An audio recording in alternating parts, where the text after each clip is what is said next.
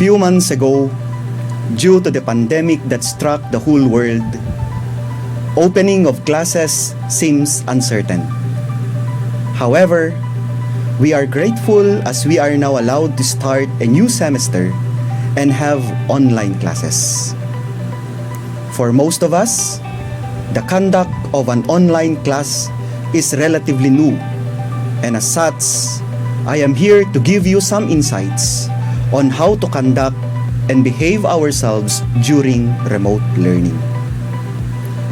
It is undisputed that the school can discipline its community of members within the school campus during class hours. However, is it possible for the school to impose discipline and ask the students to obey its rules and regulations even if they are inside the comfort of their homes, attending classes through the World Wide Web? My answer to this question is a resounding yes. The Honorable Supreme Court has made this clear in the case of Angeles versus Sison, when it ruled that it is the better view that there are instances when the school might be called upon to exercise its power over its student or students for acts committed outside the school and beyond school hours in the following. Letter A. In cases of violations of school policies or regulations occurring in connection with a school-sponsored activity of campus, or in cases where the misconduct of the student involves his status as a student or affects the good name or reputation of the school. With the foregoing in mind, it is therefore indisputable that the school remains to have control and supervision over its students, even if they are outside of the school campus, in order to exact obedience from them during the conduct of remote learning process. Proper etiquette, therefore, is necessary. This is nothing new for most of us, as we grew up with parents constantly reminding us to mind our manners. But in a digital age, where the unwritten online rules are constantly changing, proper netiquette may seem a bit mystifying.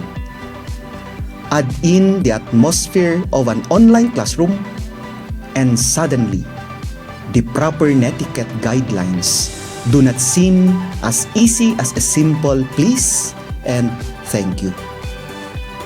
Here are some suggestions on how to behave ourselves during our online classes in order to make sure that our online manners are up at par.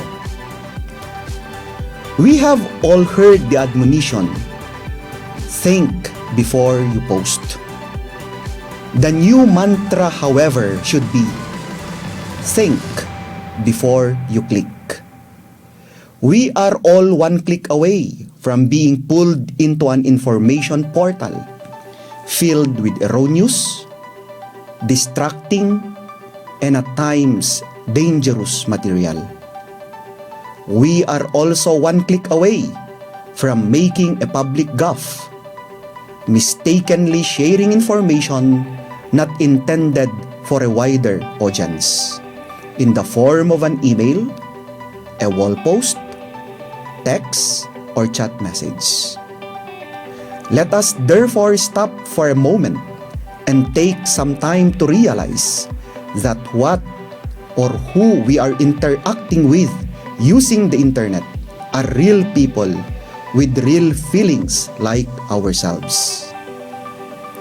Now, if we post things about a person like rumors or gossips in order to bring about hatred in others' mind, or publish materials severely humiliating them, we can hurt a human being.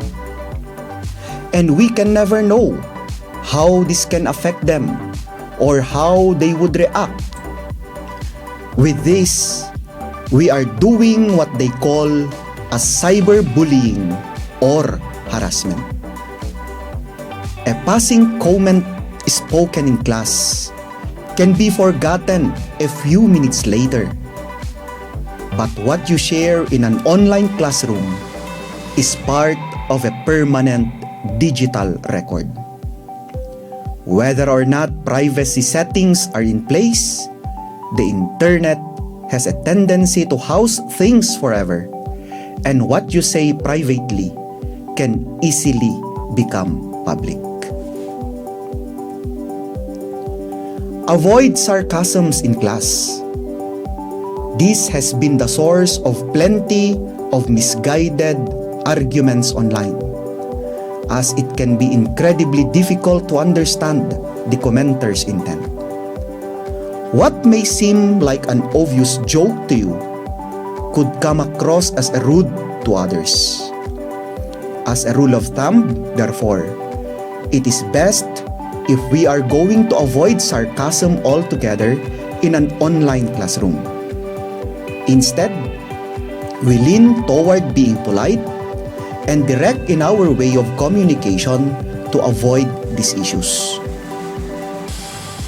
You will notice that in our online classes, chat boxes are incorporated as a place for students and professors alike to share ideas and ask questions related to the lesson. It can be a helpful tool or a major distraction. It all depends on how well students and professors know their classroom etiquette. Therefore, when you use the chat box, as much as possible, avoid typing in all capital letters, as most readers tend to perceive it as shouting and will have a hard time taking what you say seriously, no matter how intelligent your response may be. In grammar police, it is important to be reasonable about others' grammar mistake. Avoid scolding a classmate due to an erroneous grammar, especially in the chat box. Remember, nobody likes a grammar police. More so, beware of disruptive classroom behavior during live remote instruction. Avoid moving around once the class has started. And remember to turn off your microphones unless instructed otherwise by your professor. To show respect, remember to turn on your cameras so that your facial expressions will also be seen by your professor and classmates. During your online class, remember that your attendance is still being recorded. Do not fake your attendance. Do not log in your classroom, but you are elsewhere doing other chores. Attending your online class should be your foremost consideration, and faking attendance can easily be checked by your professor, so be careful. Sanctions will be imposed for erring students.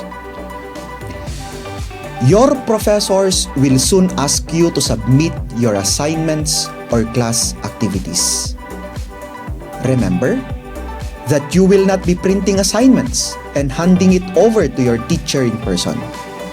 So, knowing how to properly submit your work online is the key to your success as an online student. Online course professors often establish ground rules for file assignment submissions. Ignoring those instructions and late submissions are common examples of bad netiquette. More so, insofar as those materials that you will submit, make sure to cite your sources. Do not plagiarize. Give due recognition to the authors of those materials. Finally, just like during your face-to-face classes, cheating is absolutely abhorred. Cheating during quizzes and exams by opening materials or looking for answers in other electronic devices, asking your classmates for answers, or asking others to complete a task is likewise detested in online classes. Remember, our code of conduct is still in place and can be enforced even if you are outside the school premises. Henceforth, conduct yourself in an online class with the same respect, politeness, and professionalism that is expected of you to exhibit in a real-life classroom. With the foregoing in mind, let us all join in our online classes and post like a well-mannered professional. Again, good day, Admirals, and God bless.